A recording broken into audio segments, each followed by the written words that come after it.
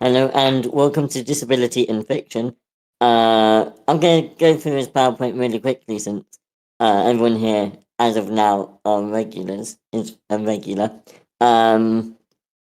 So disability is amongst the most misrepresented and misunderstood minorities in the media, and we want to help change that, which is why we have our workshop. But for to welcome all kinds of questions, no matter if you think they're a bit of a like taboo or like something like that.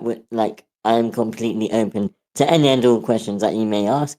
If you want your script read, then be helpful to other people. And remember, we're all here to learn and improve. There are 5 types of disabilities: physical, intellectual, sensory, hidden disabilities, and mental health. All are welcome to be workshopped today. You all know about disability in fiction, which is this session, and disability in screenwriting. You welcome disabled people and able-bodied people alike. So we're going to try and focus this week on novels and short stories, but we may also look at comics, audio dramas, and fan fictions. If no one has, we'll prioritize novels and stories. And then screenplays, we might ask you to bring that next week, unless we have absolutely nothing. Yeah, so that's next week. We have a disability feedback channel, and I'll just read our disclaimer. This is a safe space for us to talk about all aspects of disability, which means that we are open to discussing sensitive and potentially triggering topics, including mental health, addiction, trauma, and abuse. You're welcome to leave at any point if things get too heavy for you. Cool. Let's open up the floor right away then to anyone with any questions or any topics. I have a question of a character. For the moment, I don't know if I'm going to make it a screenplay or a comic. I still have the doubts. Okay, But cool. it's a merman character. I'm doing kind of my vision and my rendition of the Little Mermaid if the sea witch fell in love with the princess. In this case, the sea wizard fell in love with the prince. Okay, And in the story, it says that when the Little Mermaid gets its legs, they hurt like if he was being hit by 1,000 daggers or something like that when she tried to walk. So I'm making it that this character, because of the pain, can't walk. He didn't normally have legs either, so I don't know how to portray that. Okay, so just to make sure I understood, so you're writing a story that's kind of based on The Little Mermaid. And it's a merman who comes onto land and has legs, and they're sort of learning how to walk, I guess. And did you say they have pain when they walk? Yes. Okay, so pain of 1,000 daggers, okay. So yeah, have you been working on this project for long, or is this just an idea No, I'm you're... just starting to develop the idea in general. Okay. So, what's your character's goal? For now, I don't have it that clear, his goal at least, because I've been making more of the sea witch character, that in this case is a nymph. Okay. So like the Little Mermaid, is the merman trying to fall in love with someone or something like that? No, in this case, the merman was going to marry a siren, and he was kidnapped by this nymph. Okay. And the nymph forcefully gave him legs. And now he can't walk. Right. Okay. Does anyone have any? Sorry. Eden. Maybe make it like he's learning to walk, like someone who maybe has been in an accident or that kind of like rehabilitation type of deal. Because I mean, it makes sense that he would not have control of those legs because he's never had them before, so he would have to go through the process of learning how to use them.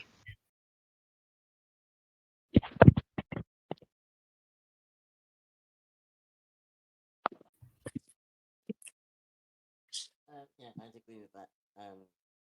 Sort of teaching, or well, I guess the merman being taught or having to learn how to walk will definitely, I guess, be a part of the story, or at least part of a beat. Physical therapy, I guess. I guess it depends on how medical you want to go, or how long it will take them to learn to walk. Because if it's just like, I don't know, I feel like it's easier for a child to walk. Whereas if you have physical therapy, there's usually an injury. I don't know which would be more suitable, actually. It's a good point.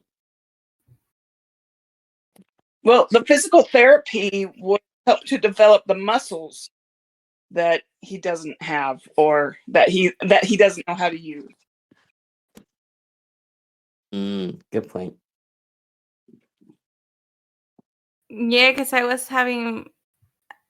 I'm having trouble seeing how I approach that, because I don't want him to be like in the Little Mermaid story that she walks even though she feels this pain. Like if it was nothing. I never kind of got that in the story. So I want us to do it like he can't walk in the beginning because it hurts him so bad. You've just reminded me of a movie. It's a Czech movie. It is The Little Mermaid, obviously. And in that particular movie, she does have the pain.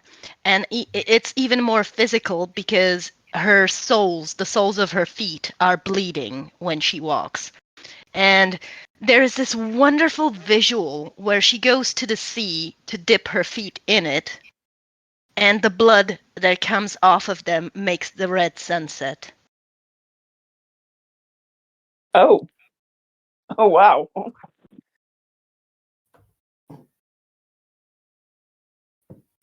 That's poetic. Yeah. Yeah, One ways thing, that such pain causes such beauty. There's something quite poetic about that. Also, off topic of your off topic of your question, but on topic of your story, Hans Christian Andersen would be so proud of you. I think because some scholars think that the Little Mermaid is a gay metaphor. oh.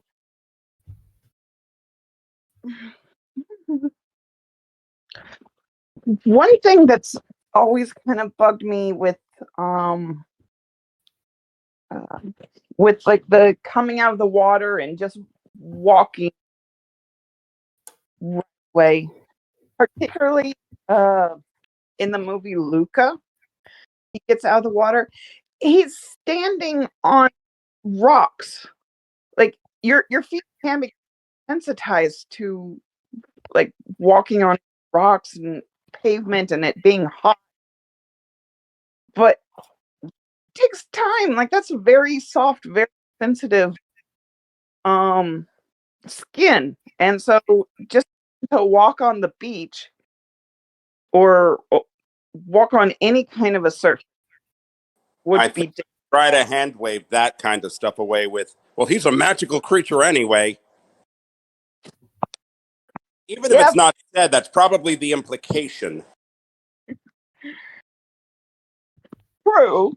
It just one thing that it catches me every time now when I see it.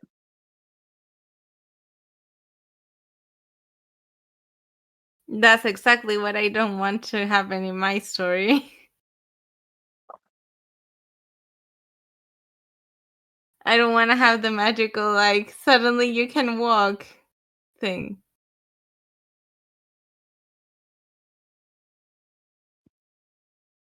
Gray just reminded me of hydrotherapy, which is actually used as a form of physical therapy for people who have spinal cord injuries, so they might be paralyzed or something. And so that means that you're not having to support all of your weight while you retrain your muscles. So that's something that you might that will probably be used actually, since it's a merman. Oh, I'm gonna write it down. Yeah, definitely. It's like you use a pool and you have your therapist in with you to help you train the right muscles and stuff. Yeah. Yeah, and the buoyancy of your body actually makes it easier. Yeah. Because you float in the water. Mm-hmm. Yeah. So does this merman have a name? Hmm? Yeah, she said he does. The pain of 1,000 daggers. That's his name? No, that's the name of the pain. Oh. Oh, you said name. I heard pain. I'm sorry. I heard the same. His name is Asha. Sasha. Okay. Asha, without the S. Okay. Asha.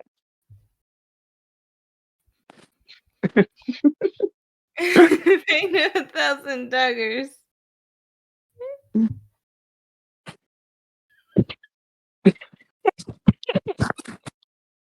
Gray wants a birth certificate with the name Pain of the Thousand Daggers.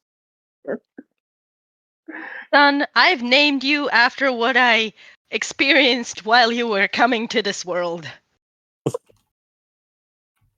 Gee, thanks, Mom. Now, either that or else the words you utter while bringing them into this world, which can be obscene in certain. I was just about to say you don't want to name your child Get This Bleeping Thing Out of Me. Yeah. Yeah.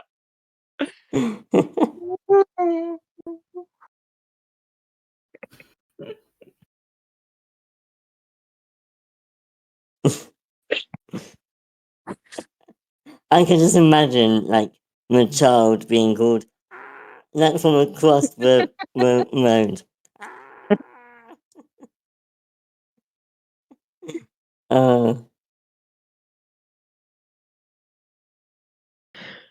Any other feedback or any other help for Vichikita? Well, remind me to tell you the story of how I got my name, but not here. Ooh. So, I don't know. We were kind of talking about what Asha does, or his difficulties with walking. What does he do while he's in the water? Where does he live? He's a prince. Okay, he's a prince. Tell us more. Mm-hmm.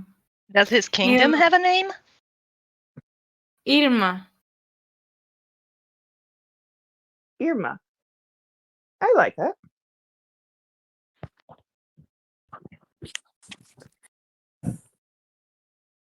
This Asha, the Prince of Irma.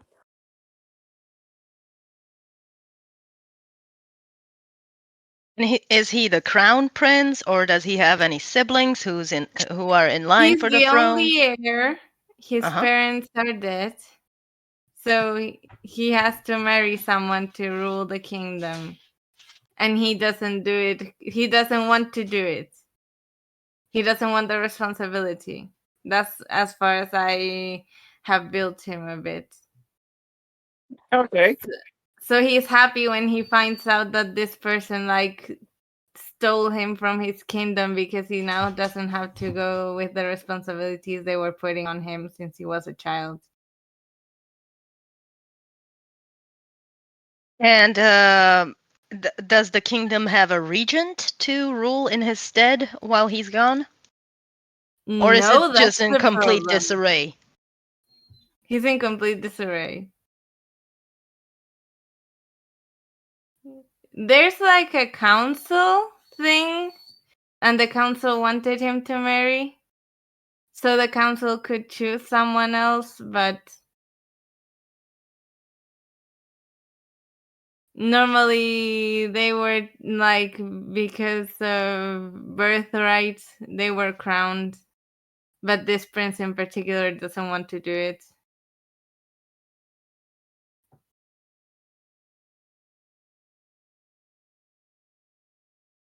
You have a lot of things happening in this story in the background and in the foreground. And It's you gonna need be a series. It's Okay. not it's not a movie or anything. That's why I said it could be a comic or a series. I'm not sure yet. Cool, yeah. You've definitely got lots of different plot lines that you can use in the series.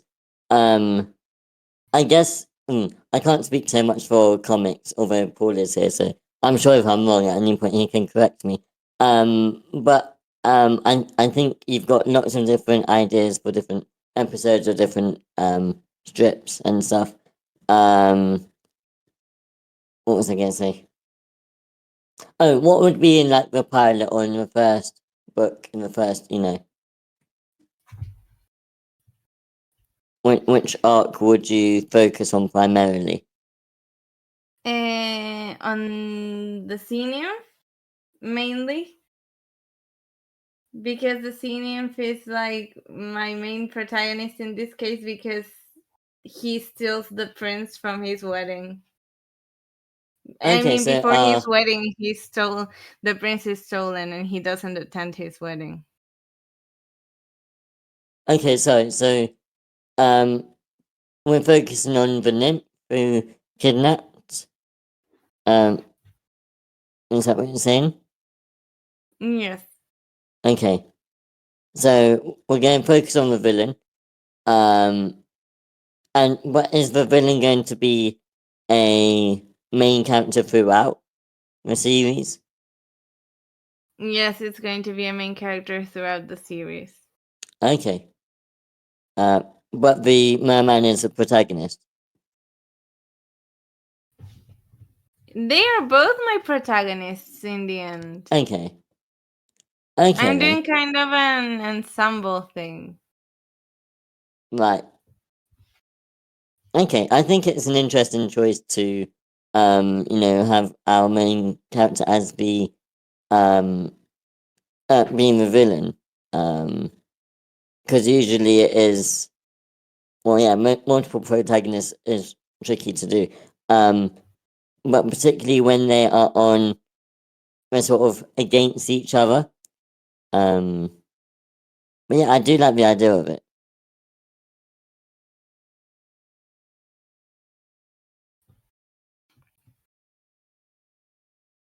Either way, I'm right now like building the story blocks. I have like an outline and all that for the first whatever it turns out to be. Yeah, cool. Is there any anything that we can help you with?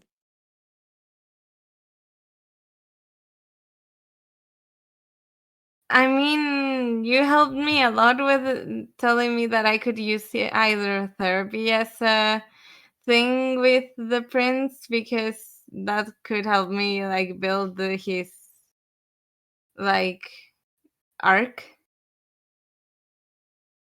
And in the other hand, I don't know exactly what I'm doing with the nymph. His name is Dima. Dima. Okay. And he has a lot of self-love problems. I don't know if that can like, and he's obsessive, like really obsessive.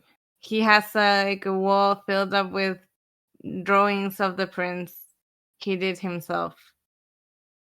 Right. Okay. So Dima is obsessed with Asher. Dima Yes. is a fanboy. Okay.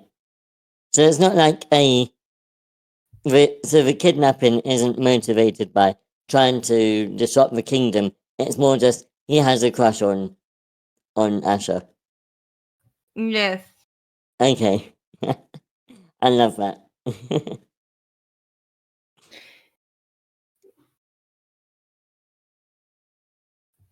There is part of things that are going to be like related to the kingdom itself, but it's not the main plot. The main plot I want to do is like the relationship between these two.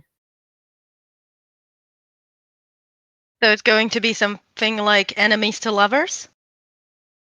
Yes, Well, kinda. lovers.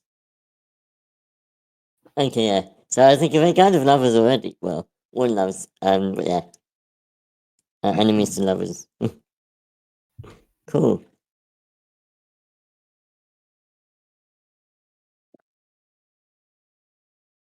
And that's mainly what I have for now. I've written like 1 page and a half. I'm still writing. Cool. Thanks for sharing. Thanks for the help. Yeah. How do people work on multiple projects at one time? I'm happy I can keep one in my head. Mad I respect. don't work on multiple simultaneously. I do what Gray does. I don't finish them. I just abandon all of them halfway through. Or sometimes I don't even get halfway through. Why does the I phrase abandon all managed hope? to finish. I managed to finish 2. And this is the 3rd I'm doing, so Well, you've done better than me. Well done. I I've have the started phrase. like 4. It's like a graveyard of unfinished projects. Yeah. Yep. Yes, I got that. I'm sure I can beat all you guys on the number of unfinished projects. I mean, I wasn't counting all the ones that I haven't started. I've got like a list of like 15 scripts or something like that.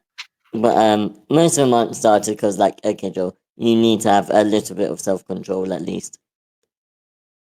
Self-control? Who is she?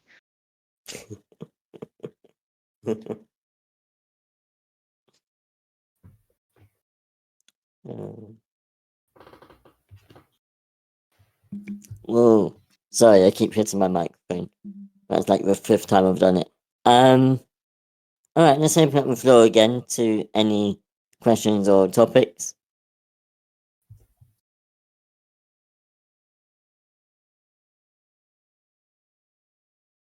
Go, Gray. Great.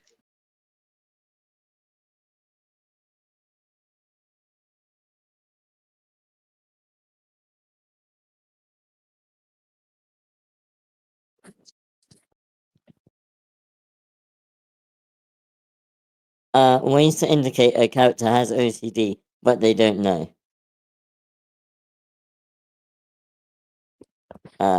Especially the pure O stereotype, subtype. Pure O.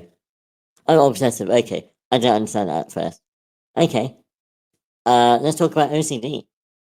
OCD is not a condition I'm particularly well versed on. So I'm gonna see what I can find quickly to remind myself. But yeah, what do people know about OCD? I live with someone with OCD. Okay. But you were saying you want to be like the type that's overly organized, or the type that's like has compulsive behaviors? So less of a compulsion, I think. More of the obsession. So more of the thoughts and things like that. Yeah. That's what I meant mostly, because my brother has the type that's like his mind tells him that things are going to happen that are bad if he doesn't do certain things in certain repetition. Okay. Cool. It's So like he has to touch certain crack on the floor with his feet a certain amount of time. If not, a car will hit him or something like that. Mainly, it's like life or death things in his mind that he has to do. If not, something bad will happen. okay. Cool. So this is more. Wait. Yeah. So this is more obsessive. Grace Catch is more obsessive rather than compulsive. So that's sort of the opposite. So not opposite, but yeah. So more. What if I slip and commit murder? So how do we show these things on screen? How do we show characters' thoughts? I guess. How do we? What's the best way to show that? Any ideas? Maybe like in flashes, not like flashback, flash forward, but like there was this one episode of Black Mirror right now in the new season, and it was the last episode called Demon 79 or something like that. And there was this woman who had intrusive thoughts of killing people, literally. And it was shown in a way like it looked like it happened. She would smash someone's head into the counter, and then she kind of woke up, came back, and she was looking at the same person, and they were still intact, kind of deal. So maybe that way? Yeah, I was thinking on the same lines. Um, And I since was it's watching. OCD, I'm also sorry, I'll let you finish, but my thoughts may go away. I'm also thinking it could be like overly complicated Rube Goldberg kind of type of deal where the bad thing happens because he trips on a stone. The stone falls down into the sewer, hits a rat. The rat spooks, runs across the street. Somebody is worried to not run over the rat, so they swerve their car, and the car hits. I don't know, one of those triangular ladders. A guy falls off of it, but he doesn't die yet. He falls on top of the previous guy, and now 4 broken bones, and he just snaps back into consciousness. Like, wow, I can't kick that rock. I love that. That sounds very cinematic and quite cool. But yeah, that sort of thing I think could work. I was watching How to Get Away with Murder. Not for research purposes, don't worry. But they have lots of flash forwards. Which I think too much of it can start to get confusing where you are in the story, because actually they were flash forwards rather than what could happen. So it was showing you what did happen and the results of that. But I think that sort of effect would really help you. So yeah, thanks, Eden.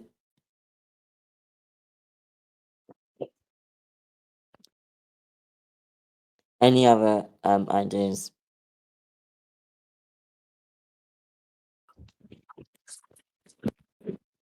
So I know it's not what you're asking for, and it's the wrong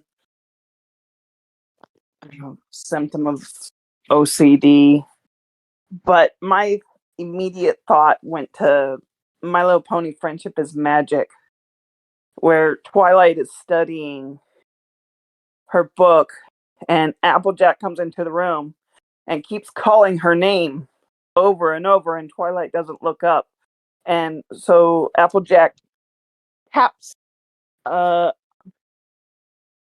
taps a vase or something, and it just barely moves, and that gets Twilight's attention, and she comes back and she puts it back in its proper place.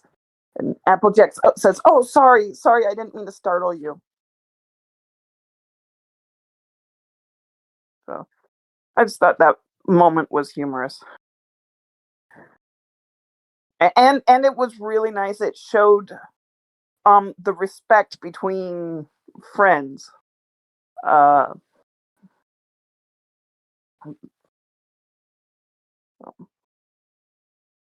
so yeah, I know it's not the kind of OCD that you're looking for. It just that's the first thing that popped into my mind.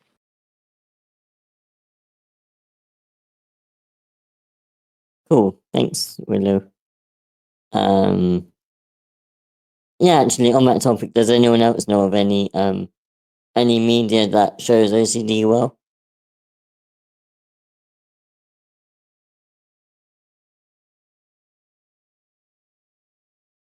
I know that the Good Lawyer is out.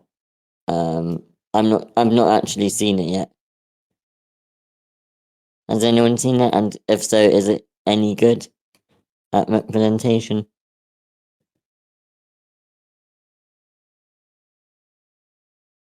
I have not, but what Gray just wrote into the chat got me thinking.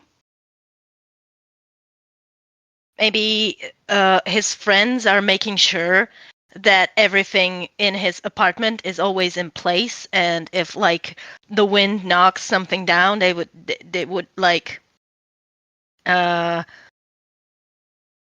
put it back into place or arrange the furniture in a certain way so he can move around freely, and the like spackle the cracks so there's none and stuff like that. I don't know.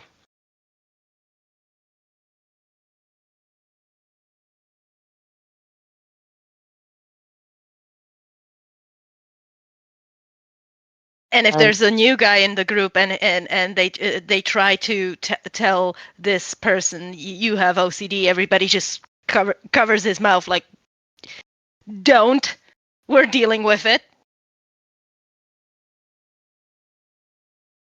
Can I just check, when you said ways to indicate a character has OCD but they don't know, did you mean like when you said they, did you mean the character doesn't know they have OCD or the audience don't know?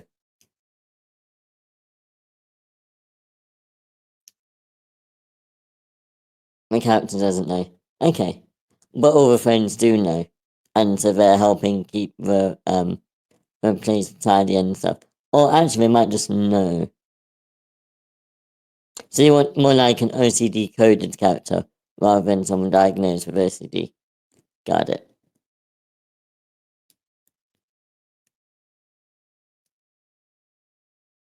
I'm wondering what kind of tone you want to go for, because like things like OCD is often used as kind of the butt of the joke kind of thing. It is, the tendencies are often played off as a joke in media. And there can be some definite humor to that. I honestly haven't heard much negative or positive about those kinds of representations. But what kind of a theme are you going for? Are you going for something where, like, the whole Rube Goldberg kind of pebble flying through the air kind of thing that would be cute, or that would work for it? But in my head, it sort of starts like a gag in the eyes of the audience. Oh, I do like that, but we quickly realize how much pain he goes through. Actually, I love that. Like, the things that are a gag to other people can be a pain to ourselves. I love that concept, that direction, I should say.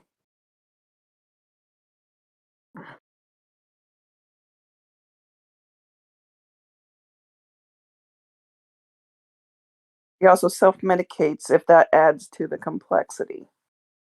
I think that feels very realistic on all points. Does anybody else have a thought about that?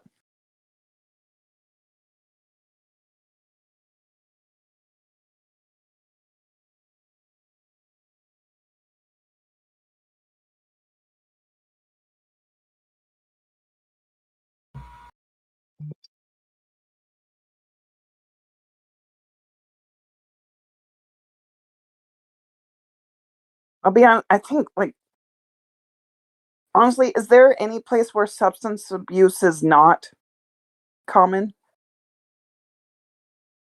Or, like, especially in any kind of a place where someone is unhappy with their situation or with their life. Like, it, substance use just seems to, it fits every dynamic. Let's say.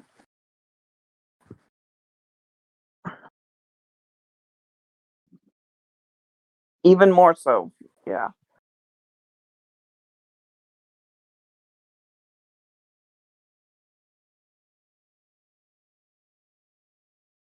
This entire conversation is going on in chat. Now I'm the only one talking. No. Try and bring it back into voice chat. So self-medicating with alcohol is something that's quite common with mental health and OCD and stuff like that. I know from Rim as well, so it doesn't help. I'm trying to catch up now. So he also self-medicates. Substance use is common with OCD. Yeah, it's common with mental health. Is it with OCD specifically? Good question. Let's see.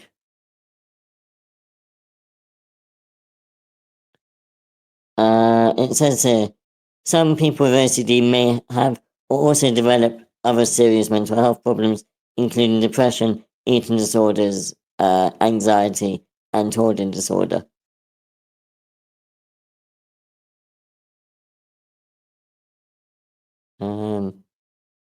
And so, any of those things you can have self-medicating thrown into a mix.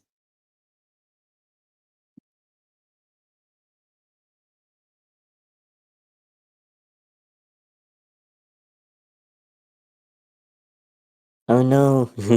Alright, great. Hopefully that helped. Yeah, have a good day. No worries. Let's open up the floor once again to any questions or anything you want to help with.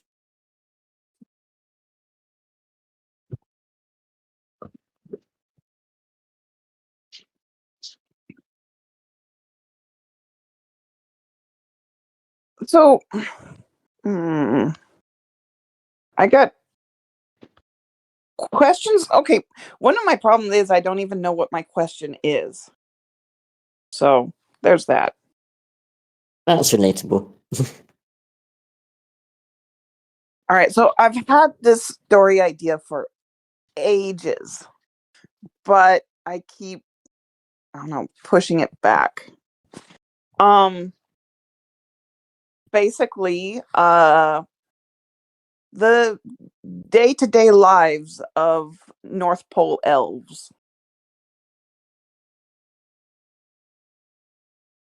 So, like, the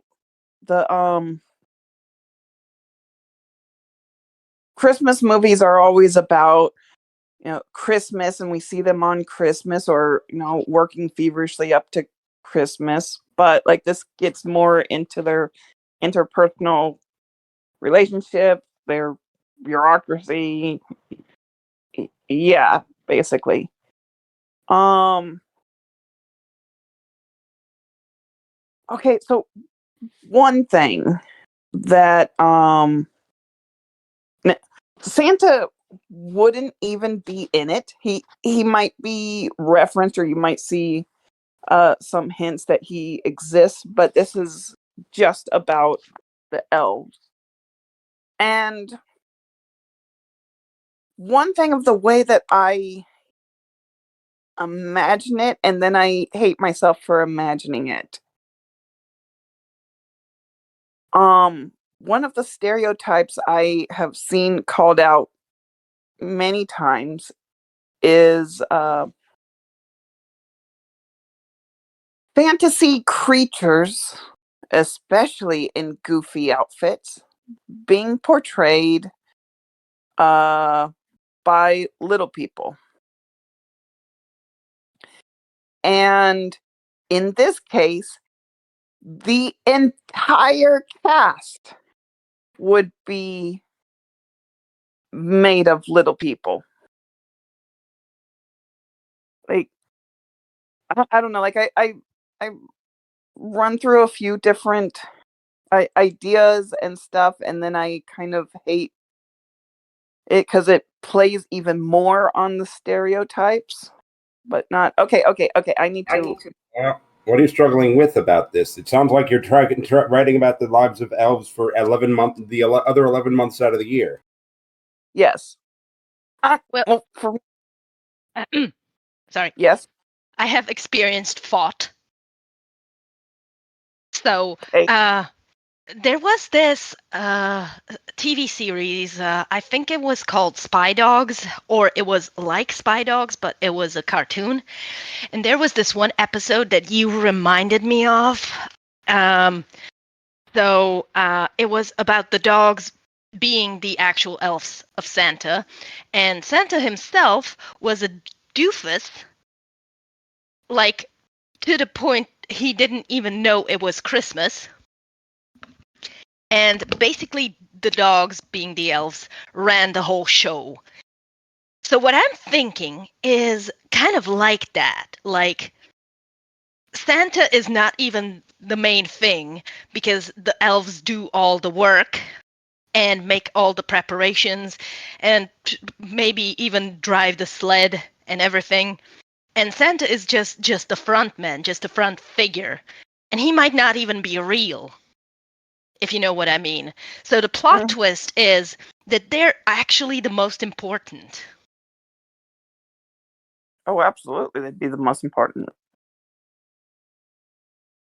And it could be a commentary on like, I don't know, rich people building themselves up on the labor of the poor people or something like that. I don't know. Maybe I'm digging too deep.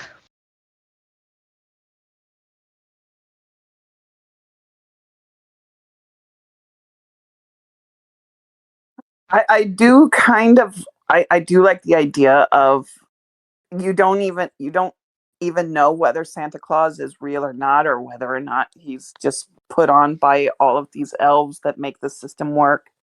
I do like that. Like, okay, I guess kind of the important thing is to talk about the society and like the tone I would want to go for. Because I can see it as a series, a long series. And they are more, how would you say? The toy makers are the elite. They are the wealthiest. They are the dream that every young they are the celebrities of the elven world. So it's like a B-movie type of deal where the main character would be one of the elves aspiring to one day maybe become a toy maker or something like that. Not exactly. This isn't actually about the toy makers. This is about how do they get the supplies to make the toys. So there's a group called the Slayers, and they drive sleighs with their own team of reindeer, and they travel. Can I interject quickly? When What? you say Slayers, I assume you're spelling it Sleigh and not like killers. Right. Yeah, Because I heard the word Slayers like, okay, this took an action movie turn. no, it is a snow sleigh, but it is But it took me about a second to be like, oh yeah, this is Christmas. But I apologize for interrupting. No. So basically, the Slayers are the truckers of the elven world, and so they travel. They've got like factories all around the world to be able to get their supplies to bring them back to be able to make the toys. And it would focus on them as a group. They are they're not high class like the toy makers. They're just behind the scenes people that no one even knows they exist. And like in tone, it might be like kind of like The Office, a bit tongue in cheek, but with heart.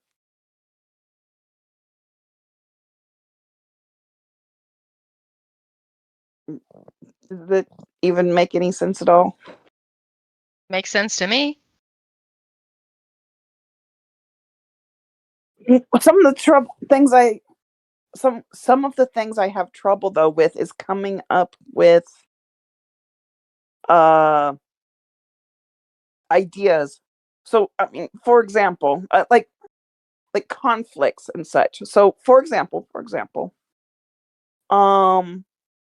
one of the elves, her name is Ani. She is an experienced rough slayer, and she has a deep, dark secret. Living in the North Pole, she is a Christmas elf. She loves Halloween. That Halloween is her favorite holiday. And that would be absolute blasphemy in the North Pole. I love it. I don't know where to go with it. Like, okay, it's a good idea. Okay, gotcha. I gotcha. So it is set during the 11 months going up to Christmas, right? And Halloween is basically All Saints day after. So as they're going on their sleigh rides to collect the things, she makes sure that her shift is right around Halloween, and she can go into the people world and, like dress up and go trick-or-treating with the kids because she fits in because she's so small, and she just enjoys that kind of thing. And maybe even TP's a house because that's part of the Halloween tradition or something like that. And there would be like an episode, if it's a TV show or something, centered around her just having fun on Halloween, and then like maybe she'll get found out or something, and this other elf will have to keep her secret as well, and they would bond about like him or her, this other elf liking, I don't know, Easter and egg hunts and collecting and stuff like that. Like this is a good way of showing they have lives outside of the whole Christmassy theme. And I honestly would get sick of mistletoe if I were them. I love that idea. Oh, I love that. See, that's the kind of stuff I need.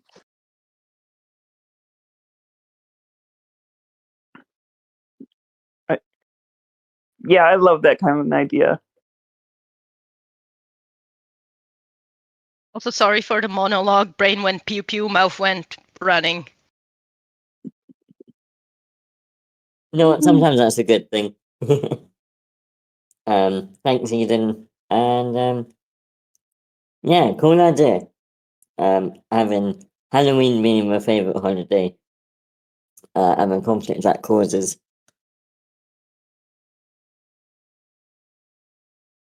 And speaking of that, are there other spirits of other holidays in this world, or is it just Christmas? Because they could possibly maybe make friends with those spirits. The Easter Bunny. Or maybe even better, they would have to hide from the specific spirits so they don't get found out, because there's like a war between the holidays, like who's the best, who's whatever, you know. Watch out for the snow yeti. Oh, I do love this. Oh, I do love that. Rival words are hard, but that's the word I'm looking for. It just won't come out of my pie hole. Rivalry. Rivalry. Ah. That is the hardest word I have produced all day. Rivalry. Well, it sounds What like a Pokemon. Sorry. What It if did sound like I had something in my mouth, didn't I? what if with all these other holidays, and they do exist, the spirits, the elves are actually the bad guys, because there's many of them. They believe their holiday is superior. It is a holiday celebrated around the world.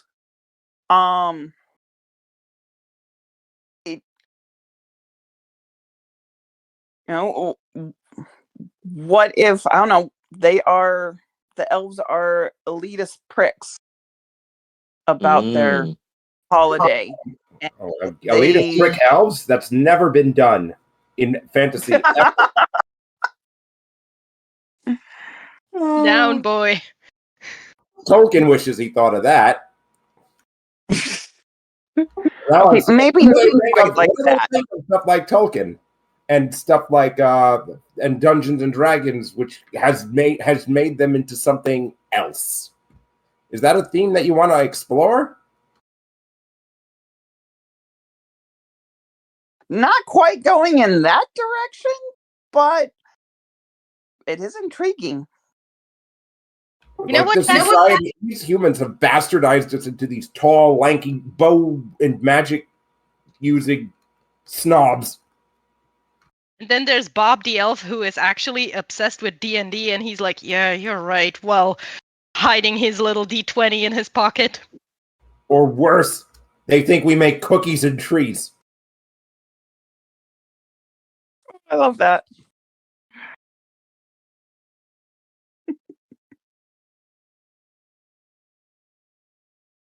All right, you gave me some good ideas to think about. Thank you. There's also the accidentally kidnapped a child trope, which can lend itself to many, many possibilities.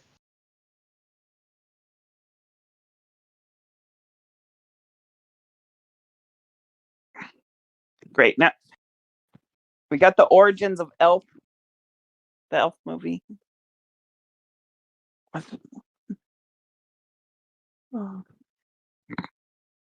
Cool, thanks, Willow. And great ideas, Dan and Eden. Let's open up the floor again. And if there's nothing else, we can always go into our script that we've been reading forever. I actually do have a thing. Go, Eden. So, I've told you that I have a character in my thing I'm writing. I hesitate to call it a book. And she is blind in one eye, and I want to put that somehow into the story, but not make it like obvious. I just want to not really draw attention to it, but let it be known somehow. And the only thing I figured so far was when there was somebody else's POV, they said she fixed her good eye on me. And it's like a throwaway line that I don't think anybody would notice unless they knew beforehand. So I would like some kind of way to make it known, but not like make it like her whole thing.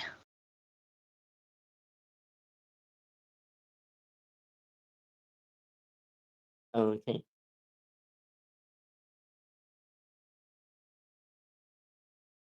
Um,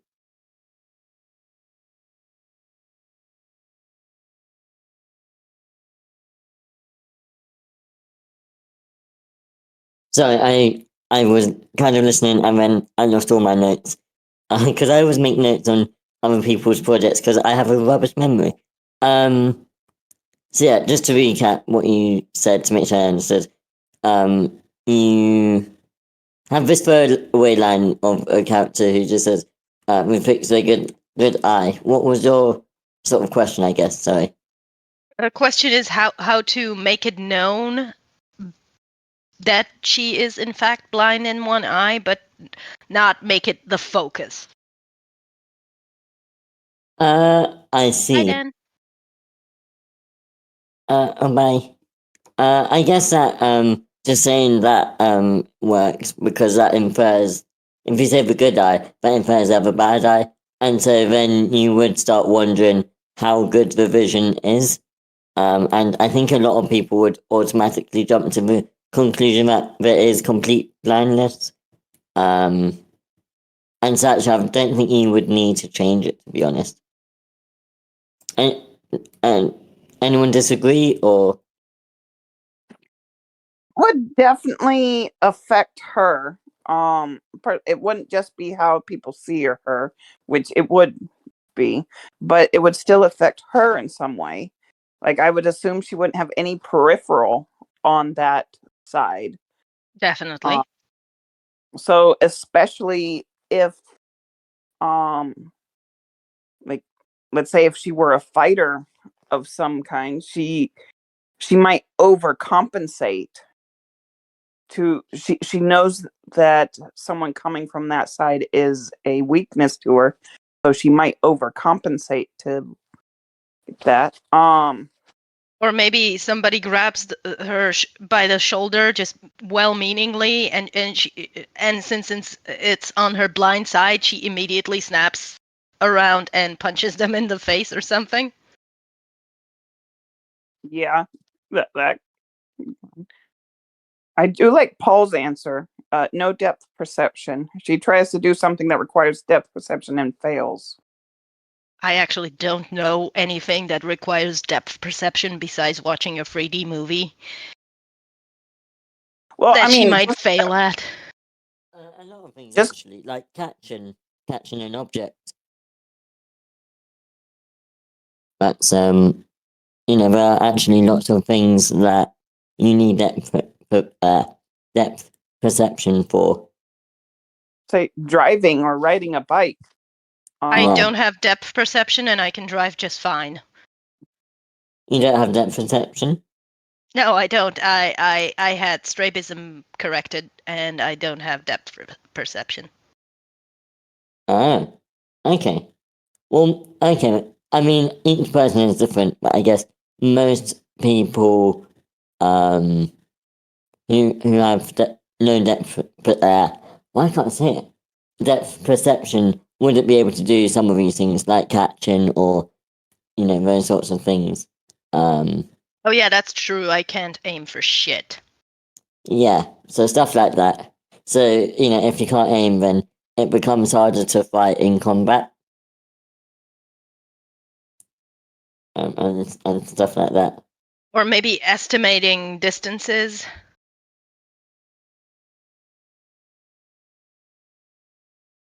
Yeah, that's another thing, yeah.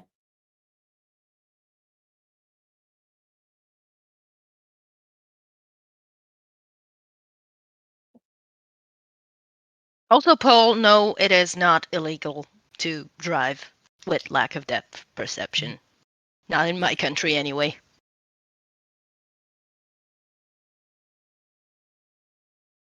I think in some countries it is.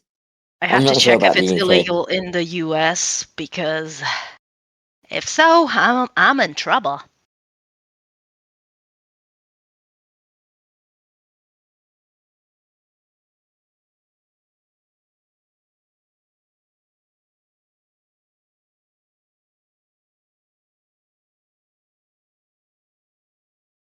Okay, anyway, thank you. That gave me some good ideas. I'll definitely work with that. I don't know if I just Googled it.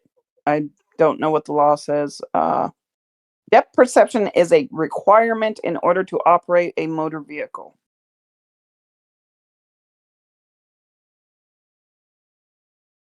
Yeah, that sounds about right.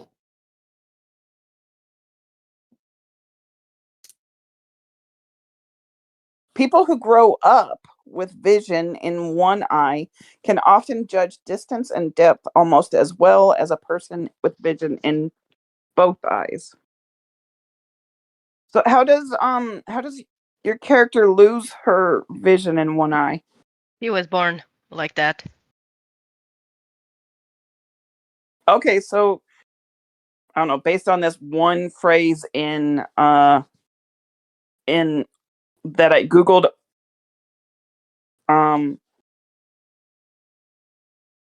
Yeah, actually, eventually you do compensate for it. It's just if you have to wear stereoscopic 3D glasses, it doesn't work.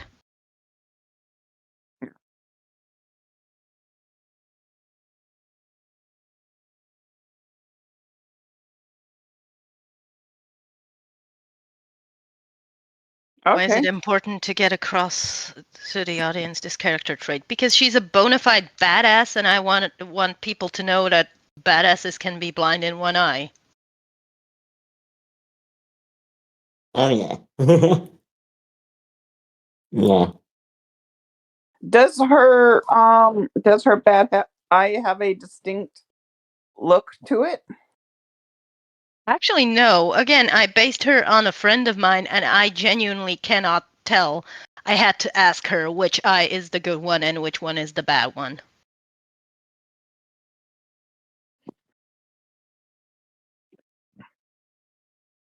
I didn't point blank ask her like this. I was talking to her, and I wanted to know which eye to look into when we're speaking.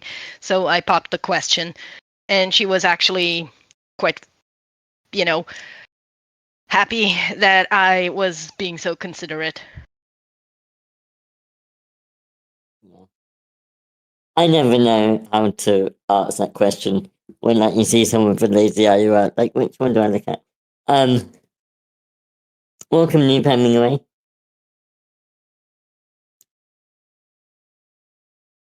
Yeah, the friend sounds like the best person to ask or talk to, especially if she's cool about talking about those kinds of things. Like if there are had to change or adjust, she would be an expert on her own life and on how she's changed or what she has done to adjust. That is true. I'd be kind of interested in hearing those answers.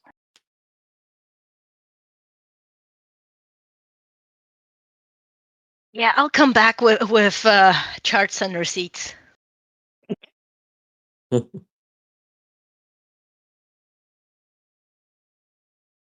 right, then let's open up the floor again. Any questions about disability or any topics?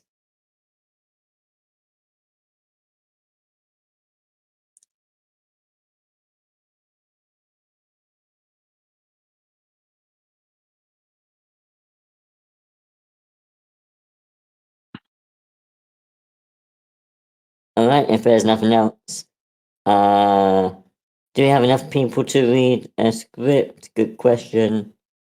We'll say for the sake of argument that we do. I will open up our script. This is a continuation of Wheels Come Off, which is a script that I recommend. While I open up the PDF, does anyone want to say what it's about? Just give us a quick description. It's about disability in the apocalypse. Yes. So we have a mother and daughter. The mother is in a wheelchair, and the mother and daughter are trying to survive this apocalypse. And I've just met a bunch of disabled people, which I really enjoyed. I enjoyed that scene. But yeah.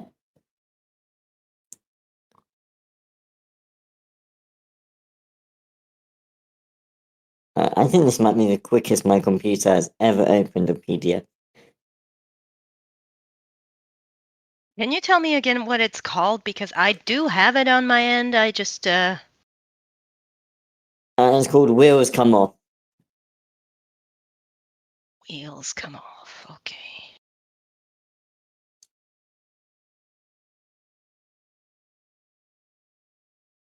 Where am I?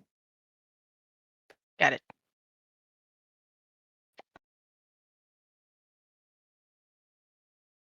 And I will also be sharing my screen. Can you tell me which page, please? Sorry. Hang on, give me 1 second. I'm going to share the right screen.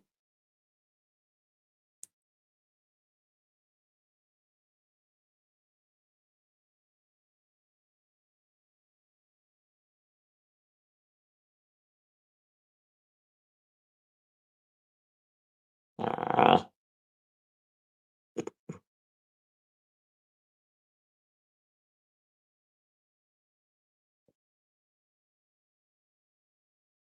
That one. There we go. Right. Now we can figure that out. What page are we on? I made a note of it somewhere. Oh, wait, yes. I do remember you make a note. I think I know where. Hang on. I got it. We are now on page 63. So we're about halfway through. And I'm hoping that the second half moves quicker than the first half, because the first half was quite slow. But we are picking up speed. And I think we're at the top of the page, aren't we? No. It's page 63 in exterior abandoned church morning. Or exterior. Yeah. Okay, cool. Let's do a quick bit of casting. I'm assuming that everyone is happy to read. Is that true? I am. Cool. I will take direction. And I will get myself a drink. I will hear you. Just cast me. Okay. So Same, just tell me what to do. Yeah. Direction is Joe. We will give Manuela. We will give to Vichikita.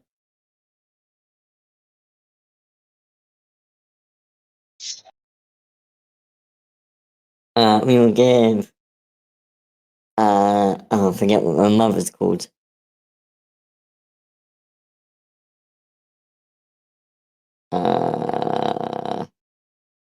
Mother is called.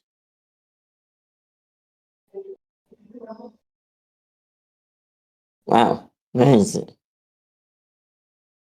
Carla. Carla, I will give Willow.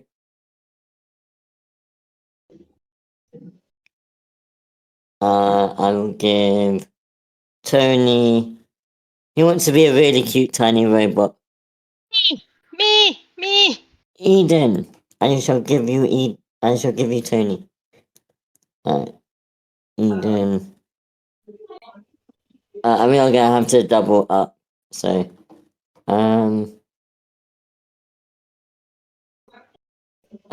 Pen Maniac script.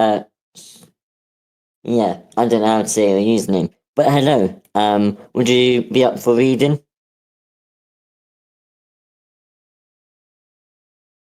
You're already unmuted.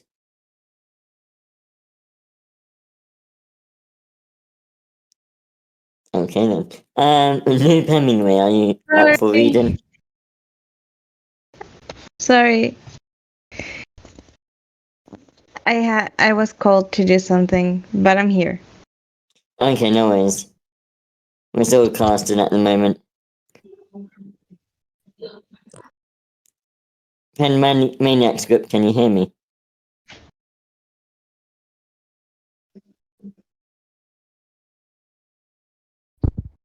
I mean, we get some sound from your mic. We just can't really hear you. Alright, in that case, we will give, no worries, new Hemingway. I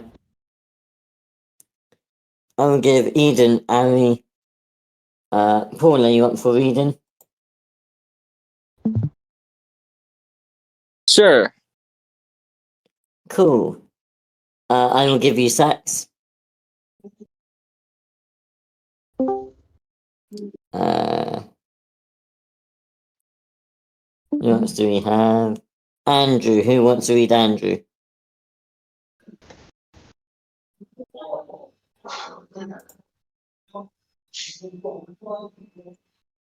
I think we're going to have to serve a meeting pen maniac just because we're getting feedback. Andrew, I will give to Willow.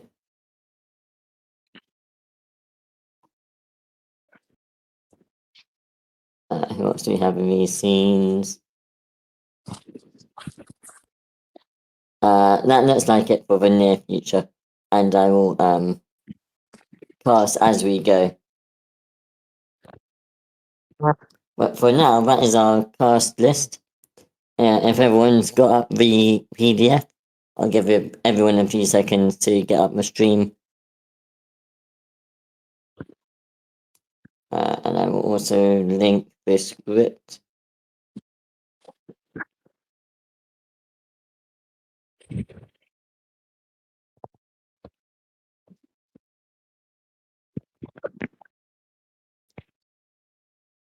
Alright then, let's start.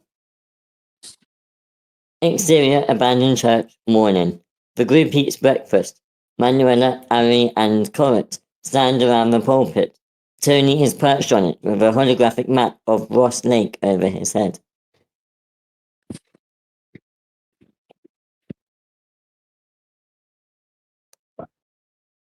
Oh, sorry, that's me.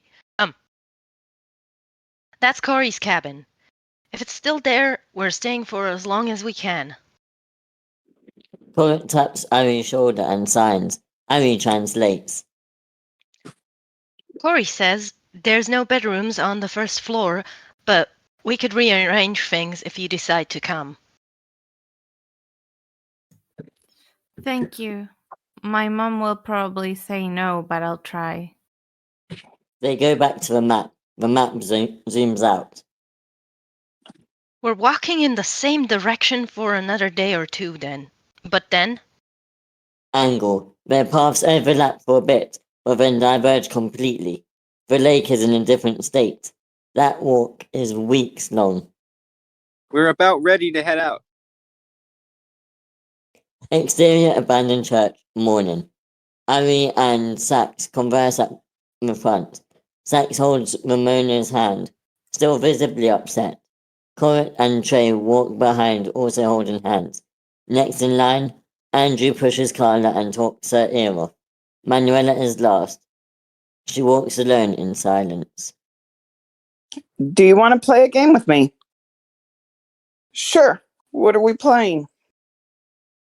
Mom, I like to play the alphabet game on road trips. Ari says we're going on a road trip, but instead of driving, we're walking. It's a walk trip. A walk trip. I like that. Do you want to play the alphabet game? Sorry, Willow. Unlucky. Ari notices Manuela falling behind and stops as they walk. Just be ready to get your ass beat. You said a bad word. I've been told I do a lot of that. Carla points to an abandoned car dealership and its sign. Otto! Already winning. Andrew laughs. Carla points to a Mexican restaurant. Burritos! And Cortex Robotics. Carla points to a billboard. Manuela finally reaches Ari. Why are you back here? Manuela shrugs.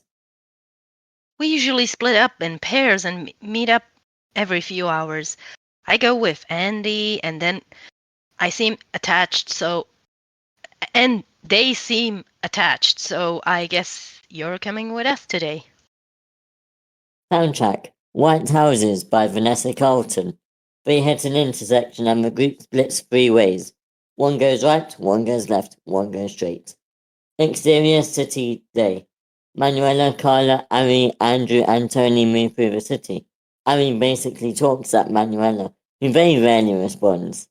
Exterior apartment building afternoon. Manuela and Ari scavenge as a team. They quickly and easily fall into a groove. They break into a few units. Ari looks in top shelves of the kitchen. Manuela looks through the bottom. Exterior city, sunset. Andrew pushes Carla. We play more games. Ari and Manuela walk behind. Ari talks. Manuela speaks a little more. Interior warehouse night. The group sleeps. Tony charges. Manuela writes. Exterior wall morning. The foursome stands in front of a wall by a main road covered in handmade posters and letters. It's missing posters. Letters asking loved ones to come to a certain location, or handwritten thieves, misspelled sign with terrible composite sketches. They focus on the one supposed to be Carla and Manuela given the drawing of the wheelchair. I do not look like that. I mean, if I squint and you sort of turn this way, I can kind of see it. I hate you.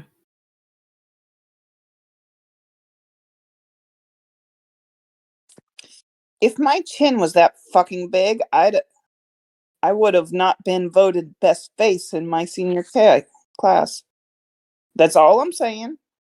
That's all I'm fucking saying. I'd like to speak to that asshole's manager, because fat chance of them catching us if that's what they're telling people to look for. Ari and Andrew look at each other and smile while Carla and Manuela grumble. Interior dilapidated houses morning. Manuela and Ari enter a house. Another house. One starts looking through the living room and the other heads right to the back. Different house. It's like they're anticipating each other's moves now. When one ducks, the other one stands. When one goes left, the other goes right. Exterior secluded graffiti riverside building day. We take a break to eat some food. Ari and Manuela hover by the water, refilling their canteens. Carla and Andrew hang back, having an animated conversation. How long did you know about Washington? I heard a family talking about it one night a couple of years ago. They were walking there. Why did you never go? The border is only a few miles away. You could have gotten away from these assholes. We had a good thing going. She had everything she needed. Starting over didn't seem smart. Ari scans her face attentively. When it dawns on her, Manuela never told Carla. She would have wanted to go. It's not lying if you just don't mention it, right? Right. Hey. Thelma, Louise, you guys can walk and talk. I promise. Let's go. She's a charmer. Must run in the family. Ari walks away. Manuela stays behind and goes all sorts of red. Exterior restaurant front entrance afternoon. There's a few stairs leading to the door, and it's also too narrow for the cart. They head to the back. Exterior restaurant back entrance afternoon. Same issues with the door by the dumpsters. Steps and too slim. You're gonna have to stay out here. I can stay with her. We'll be quick. We'll be right inside, Kay? We don't need round the clock babysitting. We'll be fine without you for 10 seconds. Go! Don't let her win anymore. She gets a big head. I almost won the last one. I'm betting on you this time. You're a fucking turncoat. You know that, right? Manuela offers a shit-eating grin. Ari chuckles. Be good, both of you. Ari pulls Manuela by the hand and leads.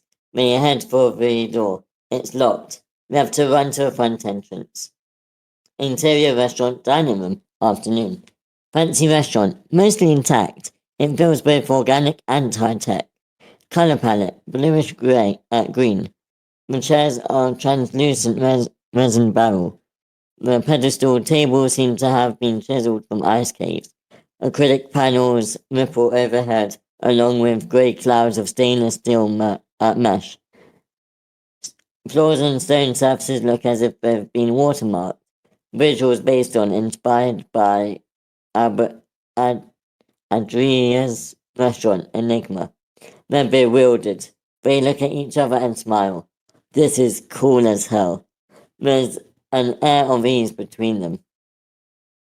Last one to the kitchen has to eat the burnt bottom of the bean pan. Hey!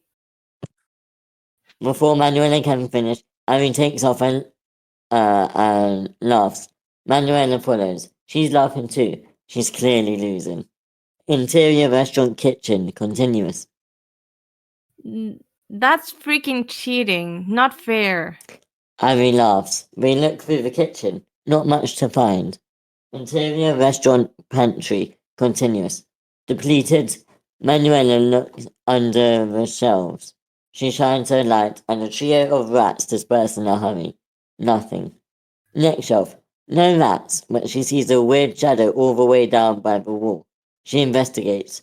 She moves a couple of empty crates, and that's when she sees it. 2 bags of flour. Got something.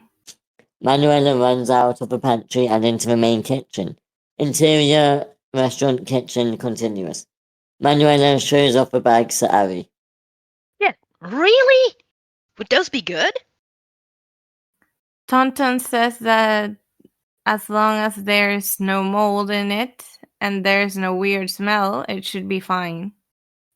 Manuela sniffs the bag, then places it by Ari's nose. Doesn't smell like anything. Exactly. We should. A car interrupts them. They look at each other, duck, crawl to the window, and watch it approach. A makeshift login post is drilled to the roof with a sign that reads, Thief, hammered to the top.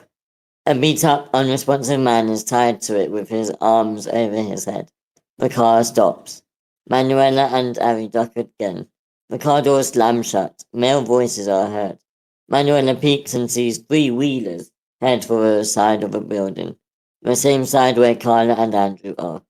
The wheelers are Laces, 22. His laces are perpetually untied. He's about as slimy and intelligent as a slug. Ollie, 19, looks like a poorly drawn, real-life porky pig. And Viper, 21, is missing 2 front teeth, and they both happen to be his fangs. They make the Stooges look like Mensa members. A T2 model robot lags behind them. The robot has issues with his balance and sways as he walks. It slows him down a lot. Shit. The trio horses around steps away from the dumpster area. They're gonna find them. Hide. Manuela bangs on the glass and waves hello, then runs toward the front, forcing them to run after her. Hide. Interior restaurant dining room, continuous. Laces, Ollie and Viper enter through the main door and see Manuela casually walking right towards them. We've not got past. Okay. Okay, then let's add So we got Laces, we got Ollie, and we got Viper. I will give. Hi, Michelle. Would you like to read today? Oh, hold on just one second. Oh, I just came in. I don't have anything prepared, but sure, I can read something. Oh yeah, can you see the stream? Oh, I'm catching. I'm sorry, I'm getting on it. Yeah. What would you like for me to read? If you can take Ollie, please. Who? Ollie. Ollie. Okay, I don't see Ollie. That's okay. I'm just We haven't adding it to the gotten there. cast list. We haven't Sorry, gotten what's there. that? Have we gotten there? Yeah, so I think Ollie's going to have a couple lines soon. I'm not sure. I've not actually read the script, so I'm just I guessing. can see at least one from my POV. Okay, cool. Um, I will hold give Paul Laces and one more part. Who's got the least parts? Hold on just a second. I've got to go get some water. I just woke up and I'm very thirsty. Hold on just a second. Yeah, So no worries. you might hear a little bit of noise. That's right. Actually, If you just mute and then unmute when you're back. Yeah. And Viper, I will give two. Wait. I'll give to Eden, since I think they have the least lines. But that becomes clear sooner or later. Okay. Alright, there's the updated cast list.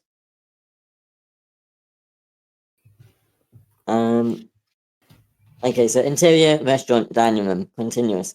Lasers, Ollie, and Viper enter through the main door and see Manuela casually walking right towards them.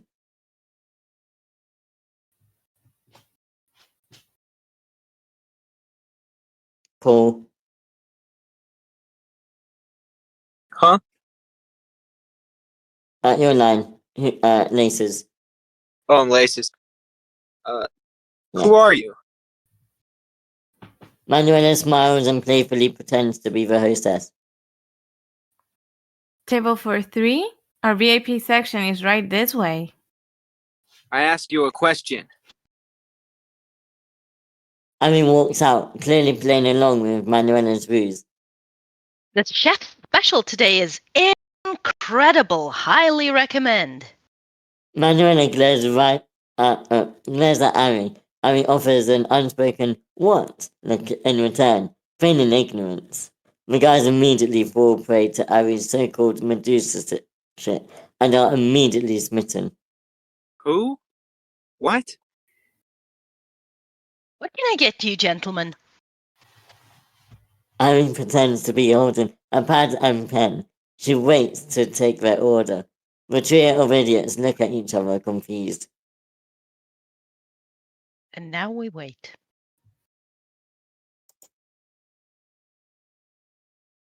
What are you all doing? Just running a female-owned small business. Viper flips open an intricate butterfly-type knife and takes a step closer. Dread hits and Manuela improvises. I can fix him.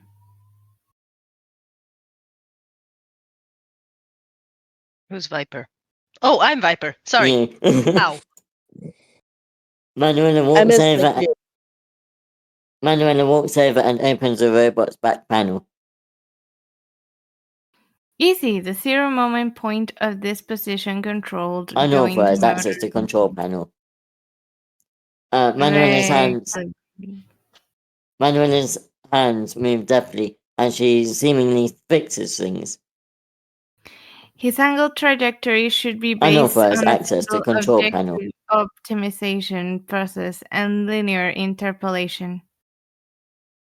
But right now, it's looking like it's doing a force-resisting balance control method instead. There. The robot straightens. Try walking.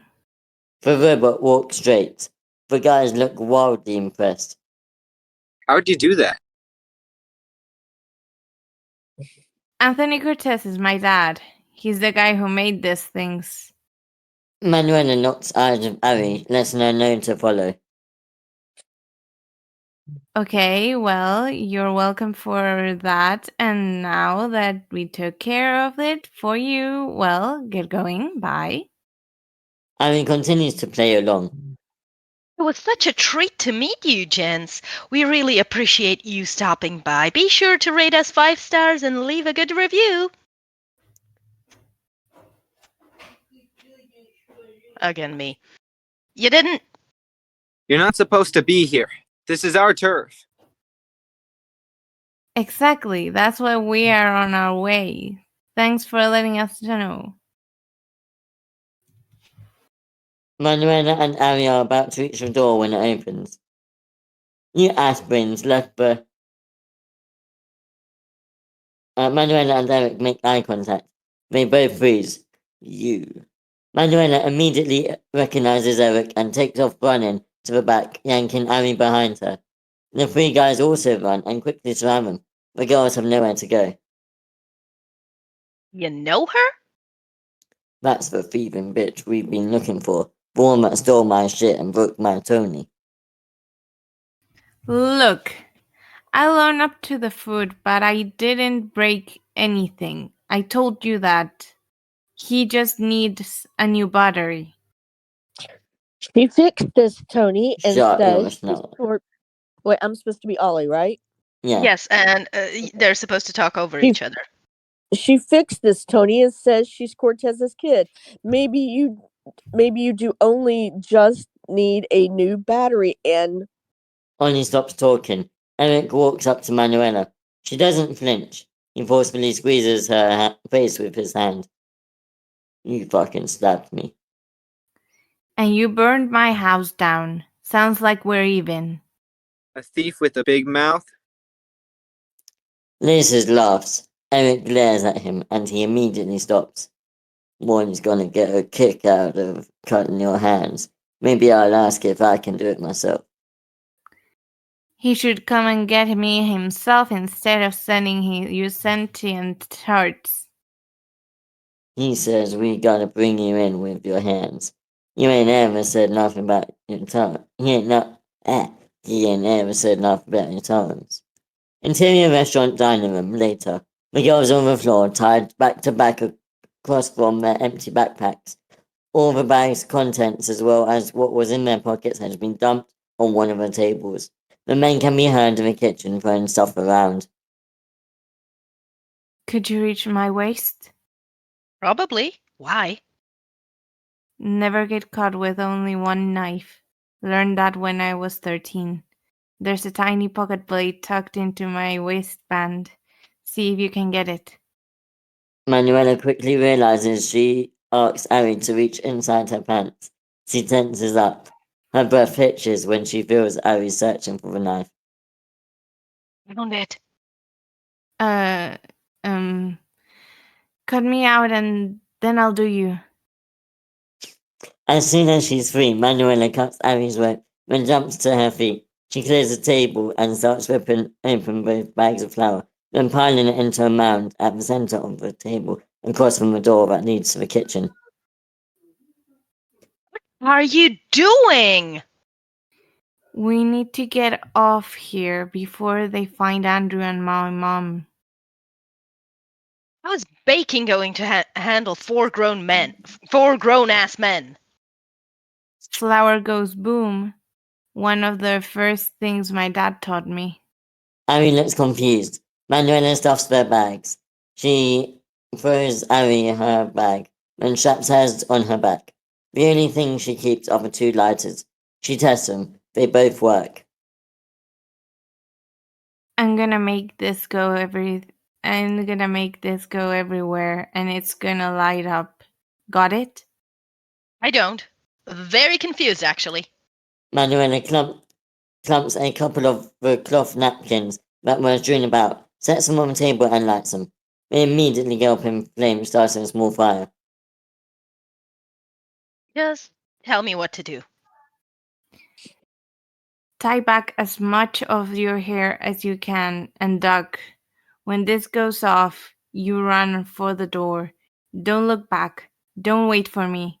If I'm not behind you, just run and get them out of here. I'm not. Hey, anyone ever told you chumps you don't have the looks to be this stupid? The fuck did you? Oi!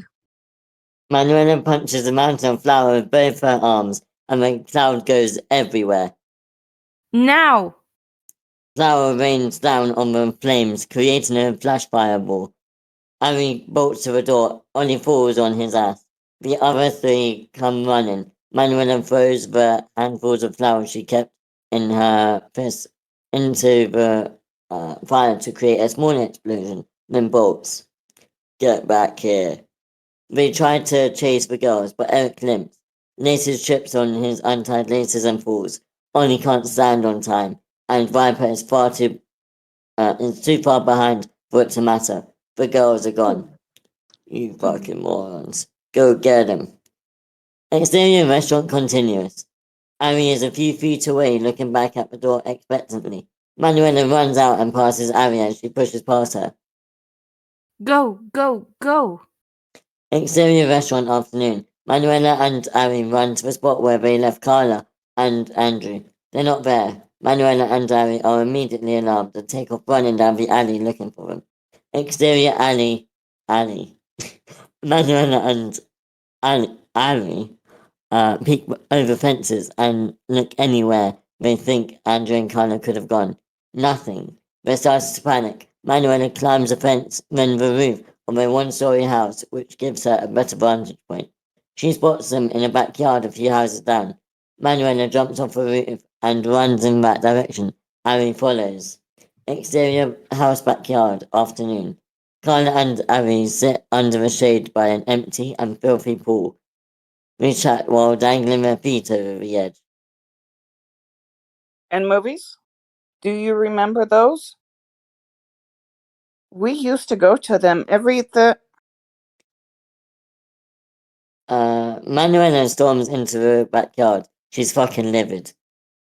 Are you freaking serious? What the fudge are you doing here?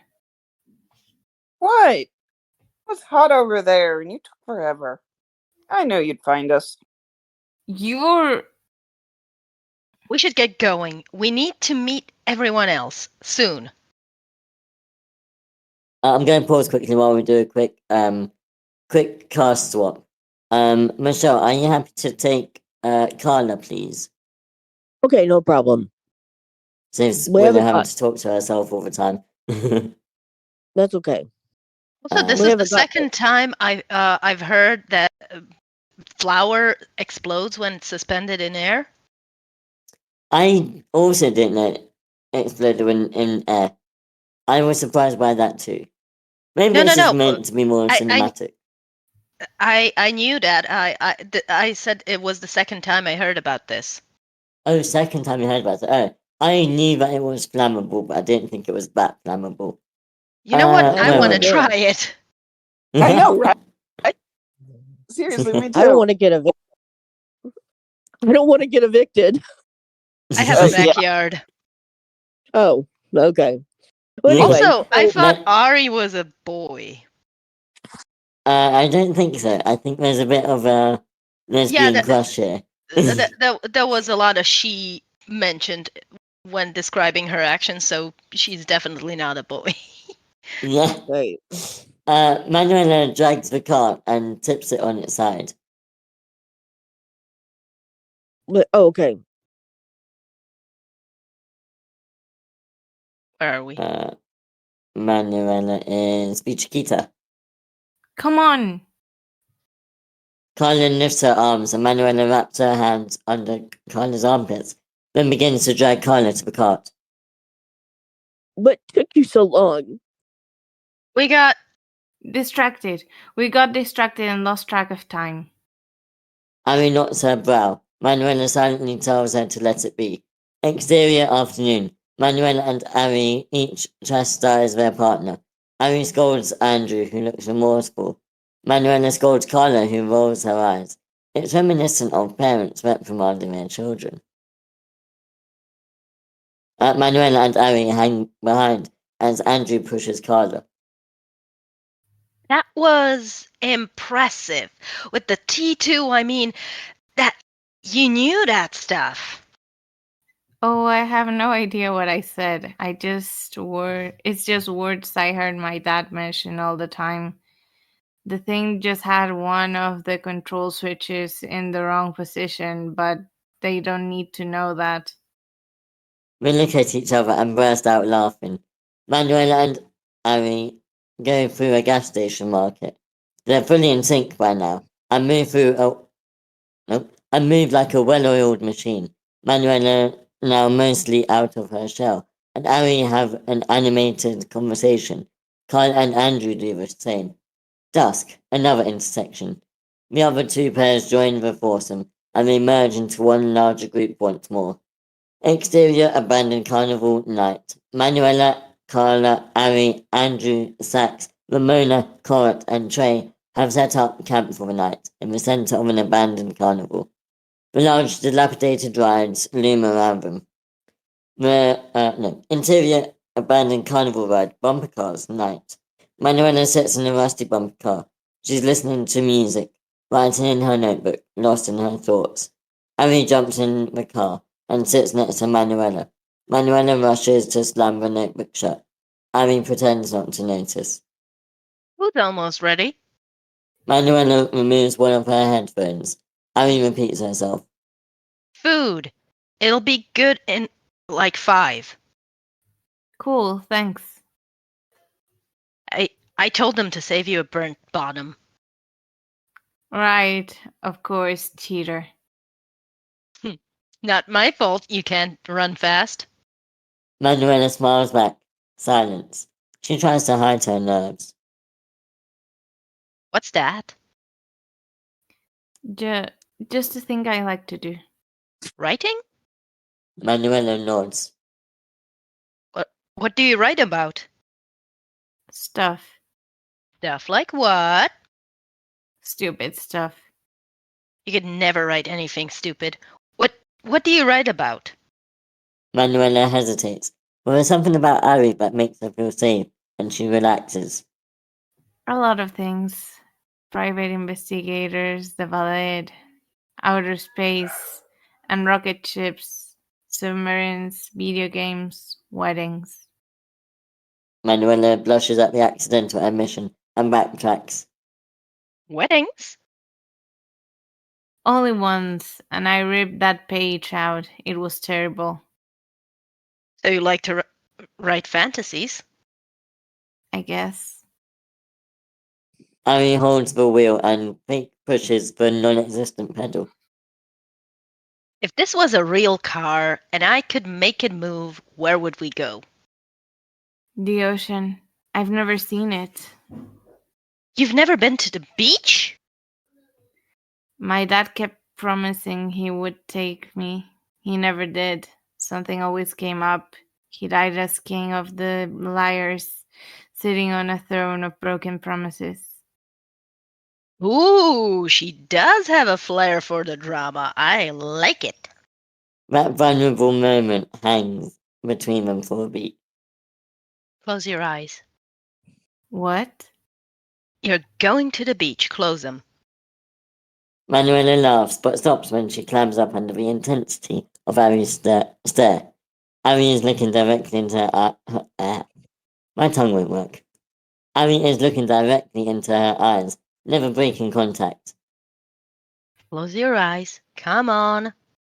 Manuela is skeptical, but she closes her eyes regardless. Okay, let's take it piece by piece. Imagine how it sounds at first. The waves, they almost make music. The way they crash against the shore and the rocks and each other. It's rhythmic. It's peaceful. It kind of sounds like drums. Can you hear it? Manuela nods. Smells. It's not rotten fish, but it's fishy. Do you remember how the fish counter at the grocery store used to smell? Briny. Exactly! That's what it smells like. You still with me? Drums in the grocery store. I'm keeping up. Take it seriously. I am. Close your eyes. Manuela rushes to close her one eye again. They're closed. Closed, see? Okay, so rhythmic sounds, briny smell. Were you ever barefoot on the playground? No. Sounds like a health hazard. Okay, but you've touched sand, right? I think so. You've never touched sand? I said, I think I have. I'm feeling very judged right now. Nuh-uh. Impossible because this is a judgment-free zone. Okay, sand. Every single grain under your feet. You sink into it. Your weight makes it buckle. Ever so slightly with each step. I'm going to assume that's not you calling me fat. Harry taps Manuela's shoulder. Trying to paint a picture for you. Okay, Bob Ross. Who? Some guy from a book I found once. He painted stuff. I'll behave now. Promise? Promise. Manuela settles deeper into the seat. Her demeanor changes. Rhythmic drums, briny smell, gritty, sticky, smooth sand. I'm with you. The color.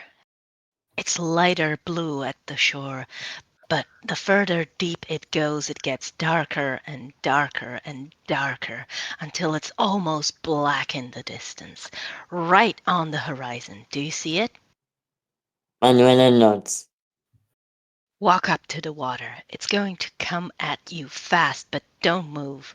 Let it hit your feet. How does it feel? Cold. It is pretty cold, but that's what the sun's for. It's shining on your head. And despite the water being kind of chilly, you feel warm. Hear the waves crash and fall back. They're making the sea music on the wet, slushy sand touching your feet. Take a deep breath in. Smell and taste the salt in the air. The sun feels hot on your skin. You're at the beach. Just you and the water. You don't need someone to take you. You just took yourself. A tear streams down each of Manuela's eyes. She quickly wipes them and opens her eyes. Sorry, that's so lame. I didn't mean to do that. Were they happy tears? Yeah, I guess. Then it's not lame, it's rad. I don't think many people cry happy tears anymore. Probably not.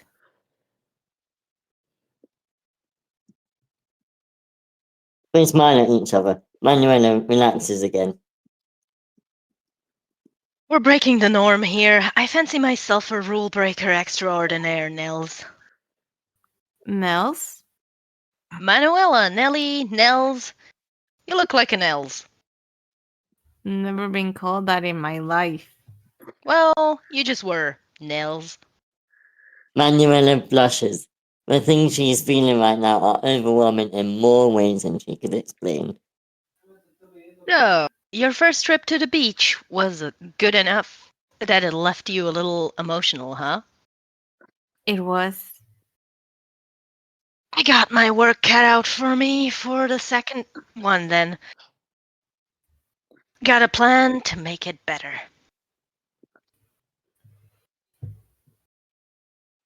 Before Manuela can process the statement, Trey's head peeks through the small window of the fake car.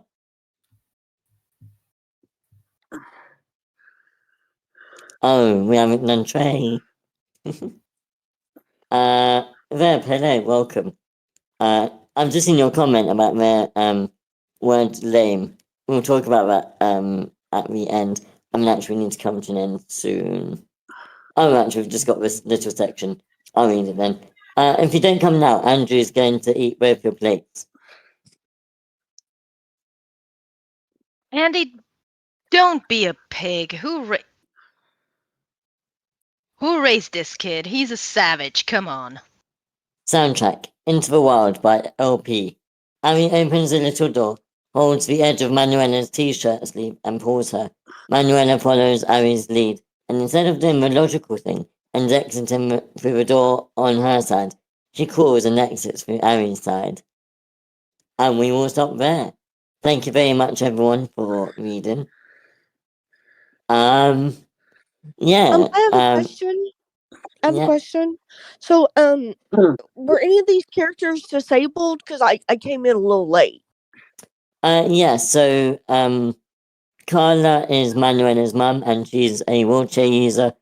We have, Andrew, who I think has Down syndrome. And I there was believe. somebody speaking in sign language. I Yes. feel. Yes, there was. You don't speak in sign language. You sign in sign language. Yeah, but Using sign language. I am sorry, I'm not a native. Oh no, I'm not either. I just studied it for a semester. But you communicate, or you could say you communicate in sign language. No. I mean, I'm not native English. I didn't realize. You don't say that's speak. okay.